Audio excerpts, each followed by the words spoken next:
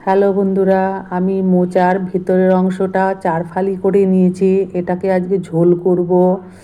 সেদ্ধ করে নিয়েছি। এবার এটাকে আমি বেসনে চুবিয়ে ভেজে নেব। দেখুন, কড়াইতে তেল দিয়ে ওইগুলোকে এক এক করে ভেজে নিচ্ছি। বেসনে ডুবিয়ে ভেজে নিচ্ছি। একটা মোচা, এইগুলো মিষ্টি বিচা কলার মোচা হলে খুব ভালো হয়। এগুলো খেতে টেস্ট হয়। এটা বিচা কলার মোচা, তাই এটা খুব ভালো হবে। এক এক করে সব কটা ভেজে নিলাম মোচাগুলো। এবার কড়াইতে আর একটু তেল দিয়ে এর মধ্যে তেজপাতা আর গোটা জিরে ফোড়ন দিলাম। ফোড়ন দিয়ে এবার এতে আদা বাটা, আদাটাকে একটু নাড়িয়ে নিয়ে তারপরে জিরে বাটা দিলাম।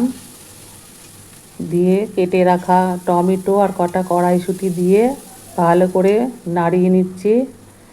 এবার স্বাদ মতো নুন আর একটুখানি হলুদ দিয়ে দিলাম। দিয়ে ভালো করে নাড়িয়ে নেব।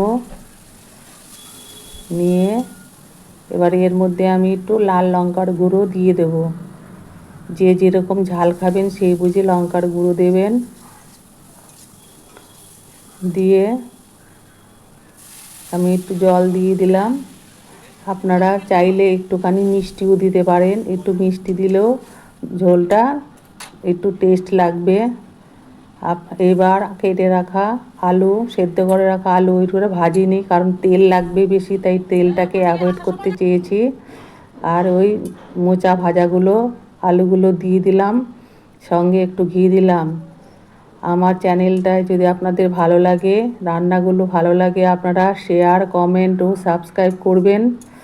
আমার ইউটিউব চ্যানেলে সবিতার রান্নাঘর আছে, সেখানেও আপনারা দেখলে একটা সাবস্ক্রাইব করে দেবেন।